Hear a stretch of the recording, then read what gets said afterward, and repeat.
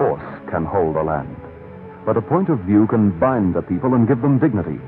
We in Australia will fight on any ground at any time for our point of view, for without it we no longer exist as a nation.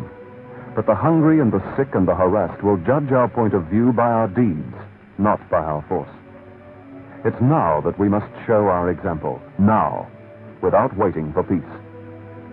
This coming year, Australia will spend $1,000 million arming for war. This coming year, she will spend $2 million on peace. 1 cent per month per head in Vietnam. This is not enough.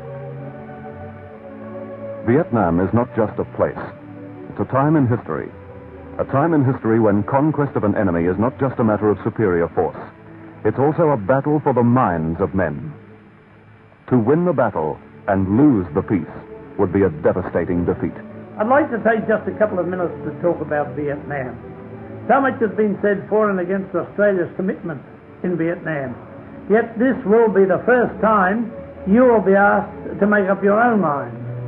I'm sure you will do this, having thought very carefully about your decision. You see, whether we like it or not, right at this moment Australia is at war. It is no less a real war than if it were being waged in the streets of our own cities.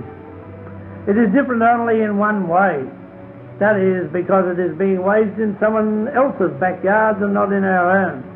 We are still in a position to decide just what part Australia will play in Vietnam. The decision you make at this election will be a critical one. It will decide whether we increase our military commitment in Vietnam by sending more of our young men to fight, or whether we join nations like Britain, Canada, France, New Zealand, Sweden, Switzerland, and Ireland in giving civil aid. Even the greatest optimists are expecting a long, long war in Vietnam.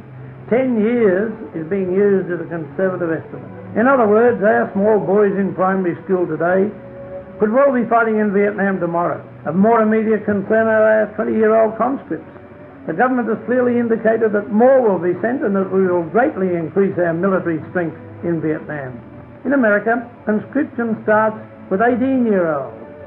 Now young men up to 26 years of age are being called into active service. And so we see the net growing wider. And inevitably we must expect the same thing to happen here in Australia. Next February, the first of our university graduates will be sent to Vietnam. Young doctors, engineers, teachers, agricultural graduates, and scientists. But they won't be used to heal and to teach, and to give South Vietnam the benefit of their skills. They will be used to search out and kill the enemy. They will be destroying, not building.